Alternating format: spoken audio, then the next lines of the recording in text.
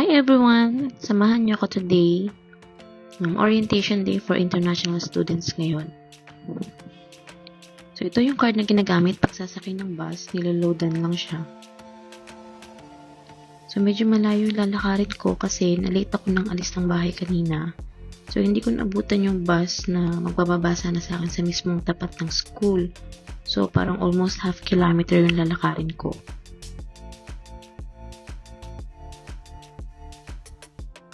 And sa mga curious po dyan, I will be studying at Massey University, Auckland campus.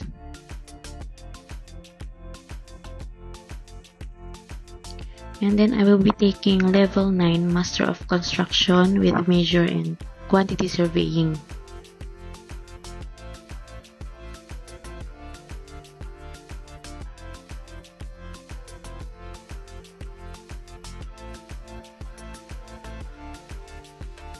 Your appointment failed to cancel, gave us 2 hours notice, you probably will be charged $10.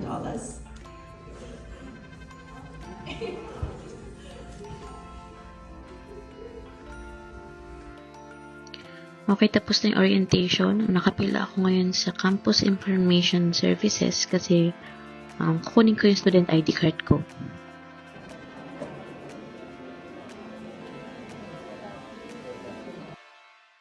Ayan, nakuha ko na yung student ID card ko. And then, uwian na guys.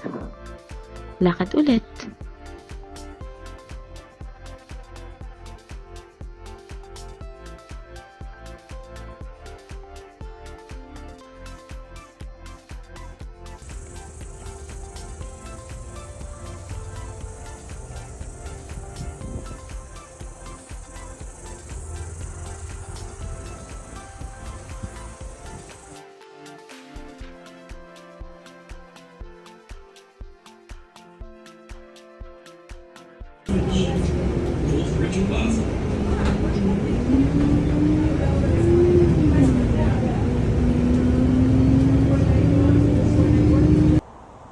Nakababa na ako ng bus. So, lakad ulit 443 meters pauwi ng bahay.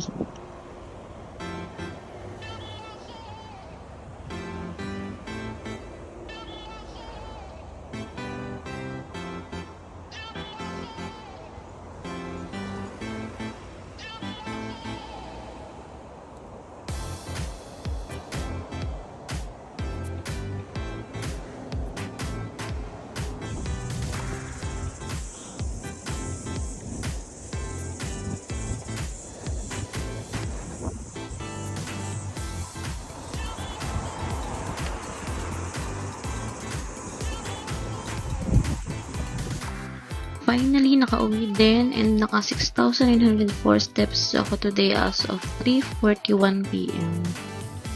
Bye! See you next time!